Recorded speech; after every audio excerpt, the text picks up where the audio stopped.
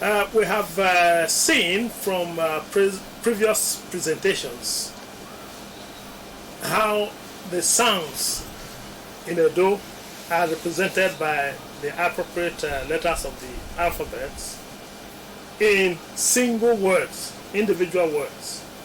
But the purpose of our next presentation is how Edo is written in running speech. Because, running speech is different from individual words. And the rule of writing, actually, is that every word should be written separate from the other. So you don't, pack words together as most people write in Edo, because they are using the running speech and writing it as if they are writing English. Okay, so we are going to see in what follows how to do that. As pointed out in Omozua 1989, the deletion of vowels and consonants is a very common phonetic process in rapid speech in Edo. The examples shown earlier reveal that all Edo words end in a vowel. Therefore, when two words come together, the last vowel of the first word is deleted or turns into a glide if it is a high vowel, that is E, A, O, or U. This is why many Edo speakers tend to write the language as they speak without obeying the rule of word division. In formal writing, the norm is that every word in a sentence should be fully written. However, if running speech should be written as spoken, apostrophe should be appropriately inserted where a vowel or consonant is deleted.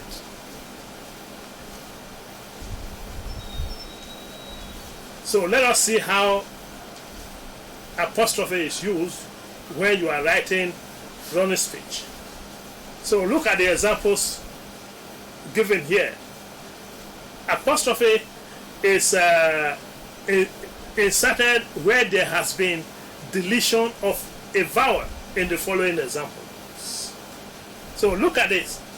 In red, what is shown in red there are the segments that have been deleted.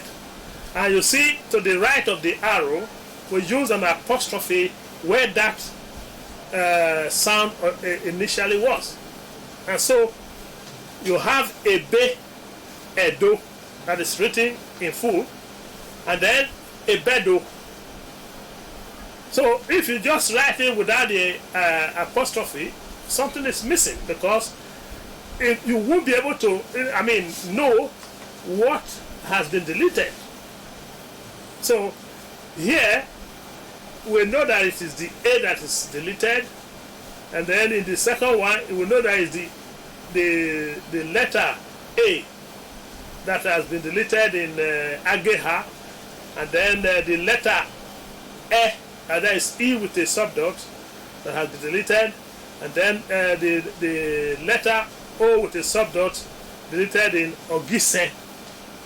That way you are able to know precisely the original structure of the word. Now look at this one. I think it's a longer utterance, and when people say "I go biosa," you just write it like that without the apostrophe. But the full structure is the E of be. That is the verb that has been deleted. So when you read everything together in the running speech, you now have Aigbo Yosa. But in writing, that is informal way of writing, you put an apostrophe where that letter has been deleted. But in formal writing, each word must be written separately.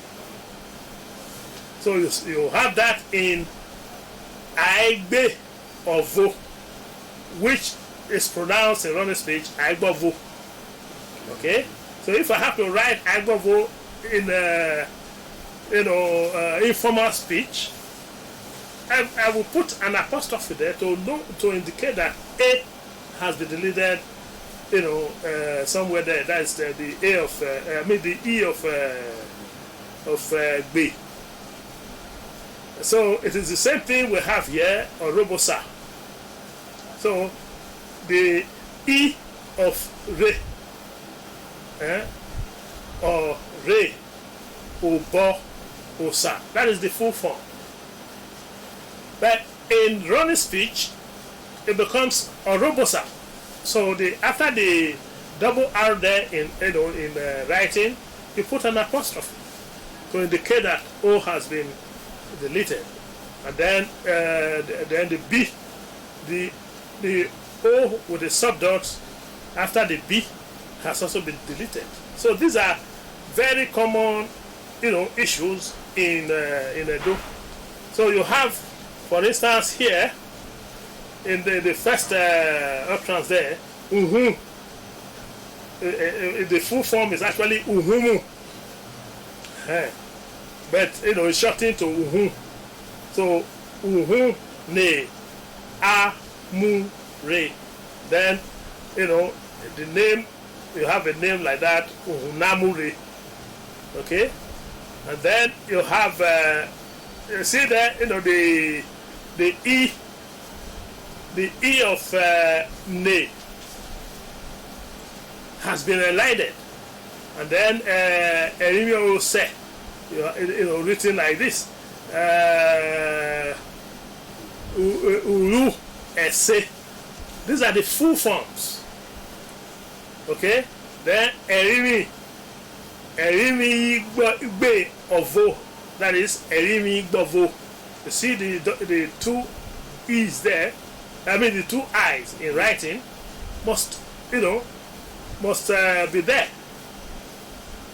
So, but like I said, when you look at the first utterance there, uhunamure, from uhun ne a mu re, the E of the ne has been elided.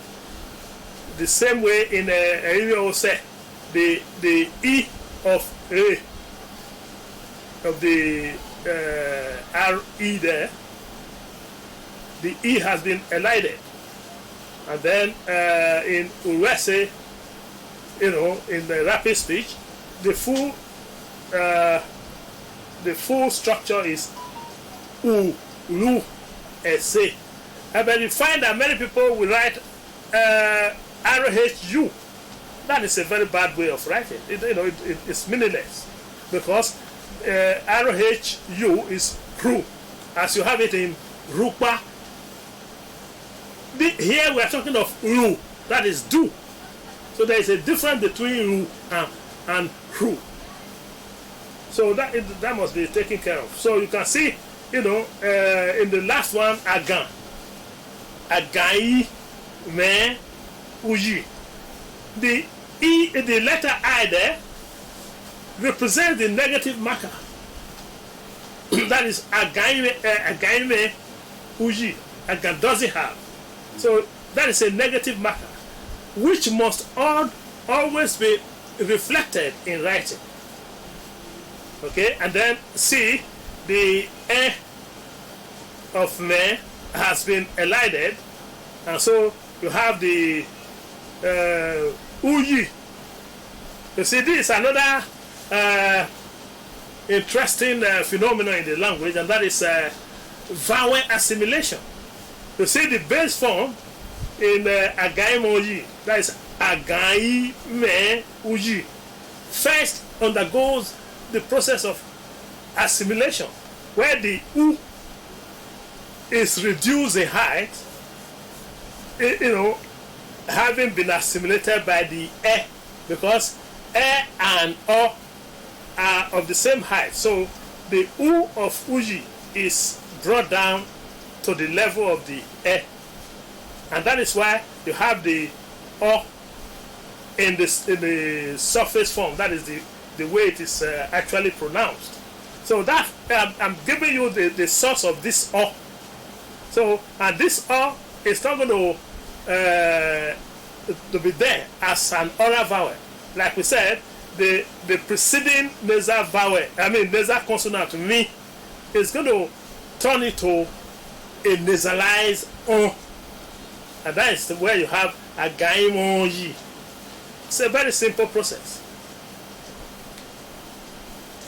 Then you have inya, ine, and then you see the a at the end of inya that are in the three examples. A is elided in each case. So you have inyebo, you have enyene, you have anwebo, and so on and so forth. And then you also have here enwe, ohwo. So the e with a subdot is going to be elided, and so we will now find the o coming immediately after the nwi, that is ny, which represents the nwi sound, and so you now hear a nwo. Like these are the instances where the a and o can be nasalized. Like we said, all the oral vowels are nasalized when they immediately follow in any of the 5 nasal consonants. So that is why you also have here in Oma, the A of Oma is going to be elided, and then A now comes immediately after the Mi, which is represented in writing by MW, and so you now have Omene. So here A is the one that is automatically nasalized. So A and O, as we said, do not have their inherent nasal counterpart, but they can have, they can be nasalized in this kind of environment where they follow a nasal consonant. Any of the nasal consonants. Now, then you have unye and oma. So here the e with a subdot, that is the e, is going to be elided because it precedes the o of oma, and so you now have the e and the o coming together across word boundary, and then in real speech, this e is going to be realized as a glide. That is yi. You now have unioma. It's not unioma. No, say unioma. That is this e. The I in letter. There is the e sound. It's going to be, realized as a glide. That is why you hear unioma, not unioma. No. Then we have cases where the nasal sound, the inherent nasal sound, finds itself at word boundary. That's immediately the boundary. That's before the next vowel of the first vowel of the next word. As you have it in Sokma and Oba, the an, which is represented in writing by an, the digraph an, is elided. But the nasality is not elided with it, and that is why you now have that is the nasality is transferred to the o, which ultimately becomes o, and that is why in the do you hear sokpon, sokponba, right? So it is this process of elision that we are talking about. It's the same thing in upon and eva. You hear upeva. The A is now realized, as a nasal A in this context. That is after the deletion of the original vowel. And this, there's a theory in phonology, that is orthosegmental phonology. That means that,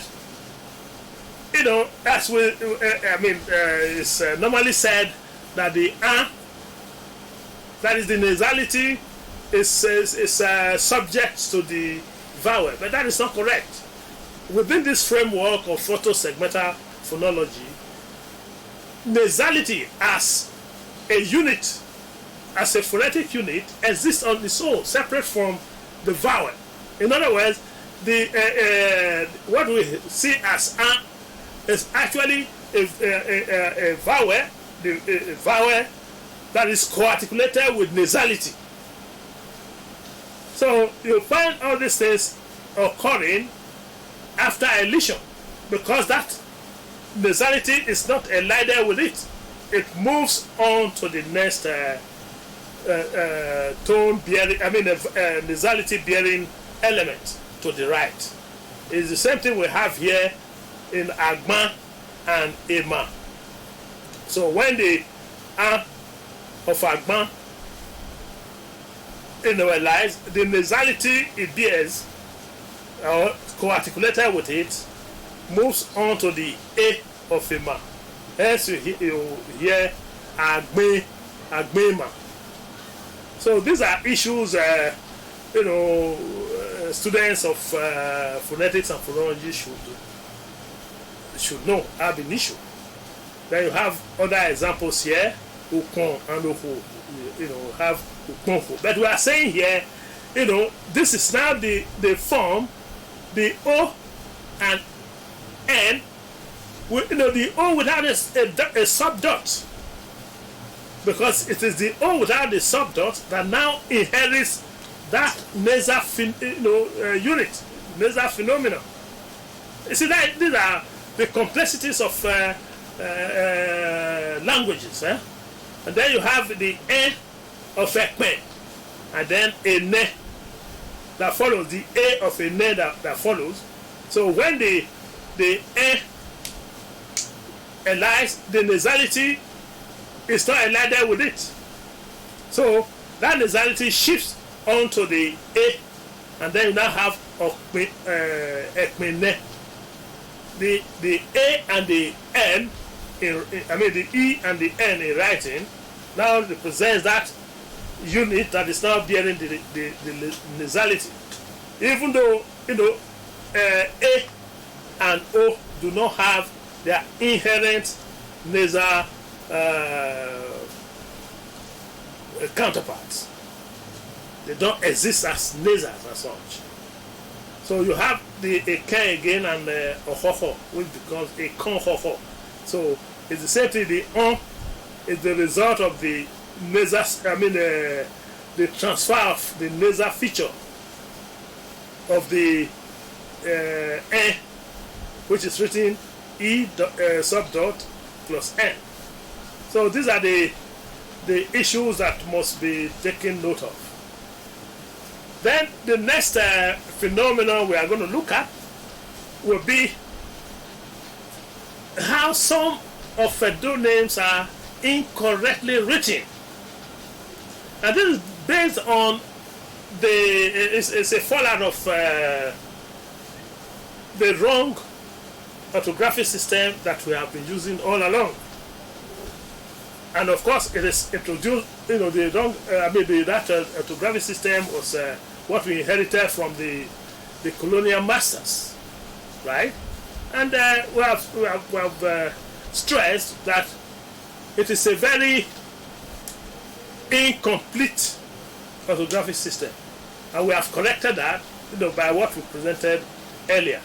So we are going to look at names, certain names that should not be written the way they are currently written, because when you follow the one sound, one letter representation, and then you apply the phonetic spelling strategy, you find out that the way they are written now means completely different from what is supposed to be the real meaning of what is intended, so to speak. So let us look at the examples. Now you have currently, this is how Igbonosa is written. And if you analyze it one letter, one sound, as we have done so far, you will find that the letter I is represented by the sound E, and the letters GB, standing as a digraph, represent the sound B, and then the digraph IN represents the nasal sound E, and then O, the letter O represents the sound O, and the letter S represents the sound C, and then the letter A, that's the last letter in that utterance, represents the sound A. So if you read it the way it is written now, it is read Igbonosa, because even the E here being a high vowel is going to be realized as a glide, and so you have Igbonosa, and that is not what is intended. Then look at this other name. You have the I, then the GB, the IN, the O, the MW, the AN as a digraph, then the H, the I, yes, and then the A. But when, as we have been doing, on the one letter, one sound representation, the GB, you have the E, the first sound E there, represented by the letter I, and then the GB representing the letter B, and then the digraph IN representing the nasal vowel E, and then you have the O, and then you have the me, MW there in letters, and then the the AN, that's a digraph there, and then the he, which is the letter H, and then the I, letter I, which is representing the sound E that is realized as a glide, and then you have the letter A representing the last sound there, that is the A. So when you pronounce it, it will be Igbonosa here. Igbonosa here. And I don't think, that is what the name intends to portray. Igbonosa here, that is everybody's Sidian. That is what is there. Like the other one, the previous one, Igbonosa. Assuming you have Sidian that belongs to God. So, and then you have this one, Igbeweka. No, they don't even subdot. So it's Igbeweka, Eweka, as if it is an Igbo man talking. But in Edo, you say, even if you are, as it is now, it's to be pronounced Igbeweka. So let us look at, other examples. Here you have Igbi Opoge. There you have Igbi over here, as we have said. There you have Igbi Osun. Then you have Igbi Ovia. That is because ab initio, they are wrongly written. They are wrongly written. Because, we have been talking about digraphs and one sound, one letter representation. That is what we have there. So if you follow, what is written in red, that is the sounds as they are, you say this one is Igbiosu, the other one is Igbiovia, but that is not the meaning intended. So let us go further. The error arises from the fact that the writers failed to indicate clearly the lexical components of the utterances. That is, writing them separately. Because the intended meaning is Igbina. Bina, that is not to fight. In this case, it means to beseech, to be under the protection of someone. That is what Igbina means. They are two separate words. When you write them as two separate words, then you now have, the correct way the language is going to be written. Let us look at it. Say, observe that the writers also took the subdotting of E and O for E and O respectively for granted. The correct rendering of each of the names are, this is the way it should be written. Now let us, analyze this. This is the letter I, which represents the pronoun E, that is me, as a person. I beseech God. I am under the protection of God. I'm under the protection of Biowecker. Okay? So let us analyze. This is the letter I, the GD representing the B, the subdot, the digraph IN representing the nasal vowel E, and then the letter N representing the sound Ni, and then you have the A letter representing the An, because it is following a nasal consonant, the nasal consonant Ni, and then you have the sound O represented by the letter O, and then there is no problem with the other one, the sound C represented by the letter S, and the sound A represented by the letter A. So when you pronounce this, it is now Igbina Osa. Igbina Osa. But remember that two vowels cannot come together like this in a do. In which case, the previous, the first vowel before the two, before the boundary, as we say, will drop. That is why the A drops, and then O now comes immediately after the Ni. And so the O is now realized as O, that is nasalized, and you have Igbinosa. Igbinosa. That is how Edo will naturally pronounce such words. Then let's look at the next word, and that is, Igbineweka. But here, you will see, phonetically, it will be Igbina Eweka. But in running speech, we don't say Igbina Eweka, it's Igbineweka, because of that elision process that is always there.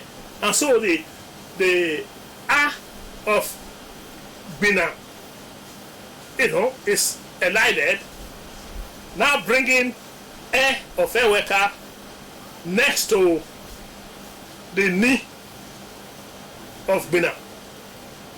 In which case, the E now becomes E as a result of nasal spread. So, in real speech, you say Igbineweka. Many people don't know, all these that all these things happen there. And so the way the white man had Igbeneweka, and they just transpose it like that without bearing in mind that the base form must be accounted for.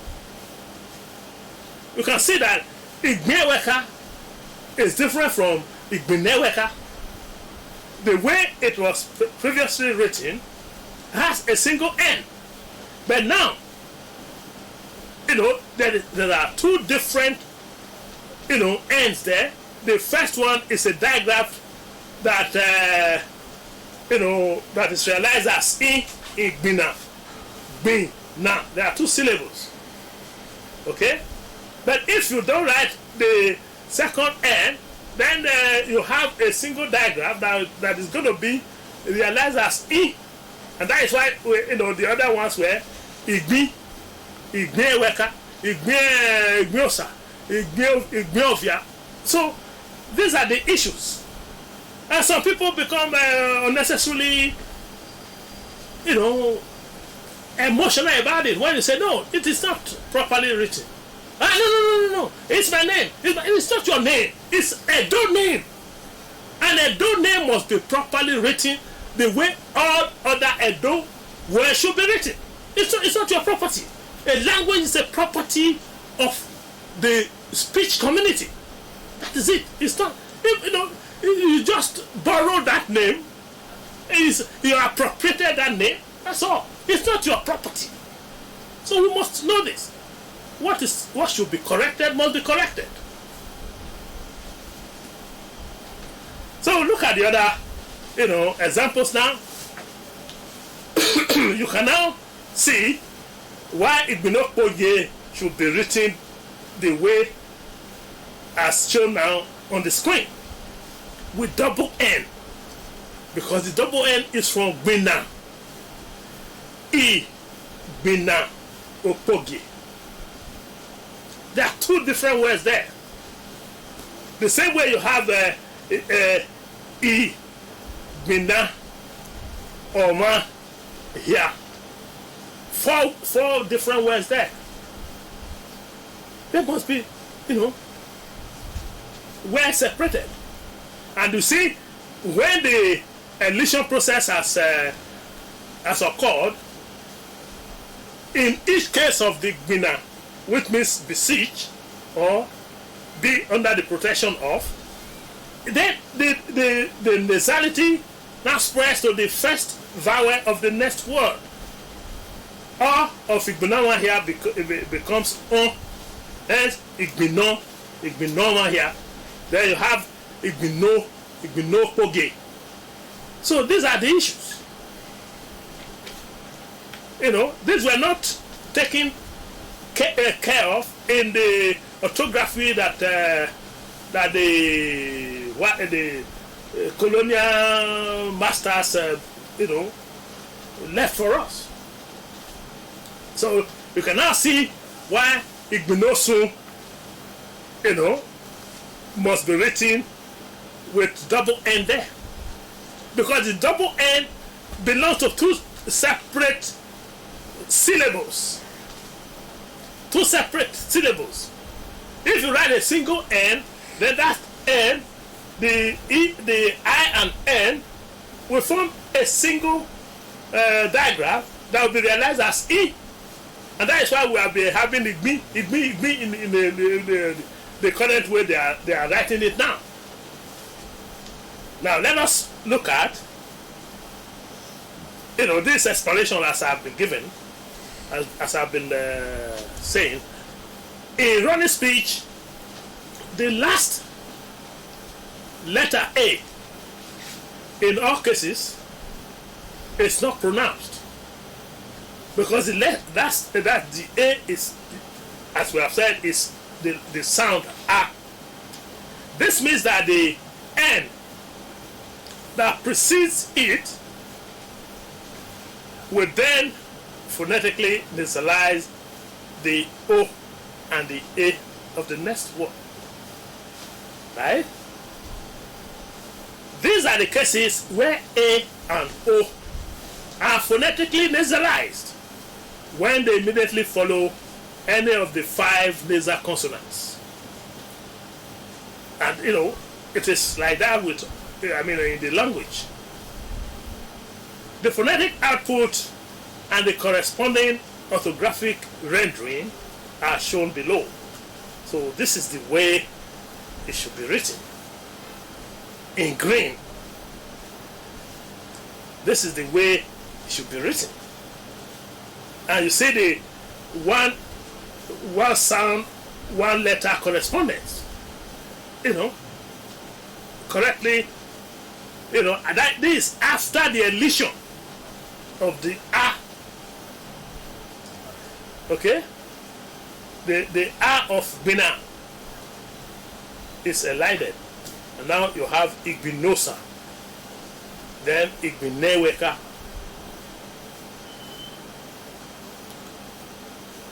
So that is the end of the presentation. So you see, until we are conscious of all these unnecessary errors, then our orthographic system will continue to be very, very inconsistent and inaccurate. And our Edo people will continue to write anything they like. And that is not acceptable in any language. There must be a standardized way of writing a language. And what we have presented is the standardized way, with the standardized way of writing the language, because every sound is accounted for. It's not like the English language, with all the inconsistencies and the rest of them. This is not, the writing system you have here is not the same as English. You don't write Edo as if you are writing English. They are 2 different languages. They even belong to different language families. So, you don't just transpose what is in English because, everything must be English. No. So, thank you, gentlemen and ladies.